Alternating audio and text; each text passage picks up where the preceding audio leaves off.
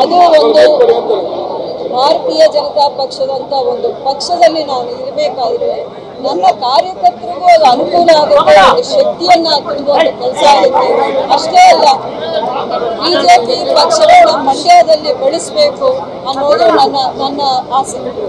BJP ಸೇರ್ಪಡೆ ಆಗ್ತೀನಿ ಅಂತ ಹೇಳಿದ್ರಿ, ಇಲ್ಲಿರುವಂತ ಈಗ ಮೈತ್ರಿ ಅಭ್ಯರ್ಥಿ ಅವ್ರಿಗೆ ಬೆಂಬಲ ಇರುತ್ತಾ, ನಿಮ್ಮ ಕಾರ್ಯಕರ್ತರ ಬೆಂಬಲ ಇರುತ್ತಾ ಅಂತ?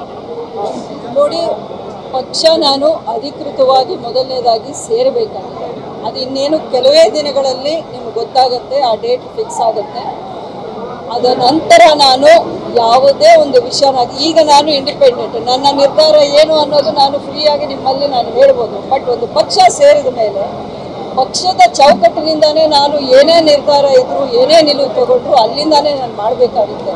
ಹಾಗಾಗಿ ಇನ್ನು ಈ ಮುಂದಿನ ದಿನಗಳಲ್ಲಿ ಎಲ್ಲರ ಜೊತೆ ನಾನು ಚರ್ಚೆಯನ್ನು ಮಾಡಬೇಕಾಗಿದೆ. ಈ ಎಲೆಕ್ಷನ್ ವಿಷಯಕ್ಕೆ ಬಂದಾಗ ನನ್ನ ಒಂದು ಪ್ರೆಸೆನ್ಸ್ ಅಥವಾ ಅವಶ್ಯಕತೆ ಎಲ್ಲೆಲ್ಲಿ ಇರ್ಬೋದು, ಯಾವ ರೀತಿ ಇರ್ಬೋದು ಅನ್ನೋ ವಿಷಯ, ಇದೆಲ್ಲ ಡೀಟೇಲ್ಸ್ ನಾವು ಇನ್ನೂ ಚರ್ಚೆ ಮಾಡಿ.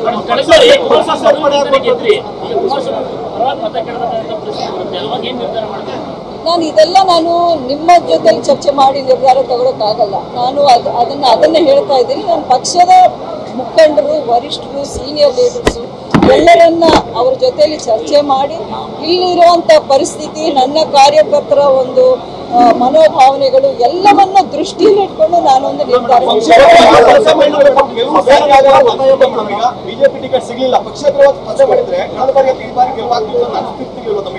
ನೋಡಿ, ನೀವು ಮಾಧ್ಯಮದಲ್ಲಿದ್ದೀರಾ, ಪ್ರಾಕ್ಟಿಕಲ್ ಆಗಿ ಮಾತಾಡಬೇಕು. ಯಾವತ್ತು 52 ವರ್ಷ ಆದಮೇಲೆ ಒಬ್ಬ ಇಂಡಿಪೆಂಡೆಂಟ್, ಫಸ್ಟ್ ಮಹಿಳಾ ಇಂಡಿಪೆಂಡೆಂಟ್ ನಾನೇ ಕರ್ನಾಟಕ. ಹಾಗಿದ್ದಾಗ ಅದು ಒಂದು ಇತಿಹಾಸ. ಅದು ಪ್ರತಿ ಬಾರಿ ಇಂಡಿಪೆಂಡೆಂಟ್ MLA ಅನ್ನೋದು ಮೇ ಬಿ ಟ್ರೈ ಮಾಡ್ಬೋದೇ ಹೊರತು ಪ್ರತಿ ಬಾರಿ ಇಂಡಿಪೆಂಡೆಂಟ್ ಆಗಿ ನಿಂತು ನಾನೇನೋ ಸಾಧಿಸ್ಬೋದು ಅನ್ನೋ ಅಂಥ ಮೂರ್ಖತ್ವ ನನ್ನಲ್ಲಿಲ್ಲ.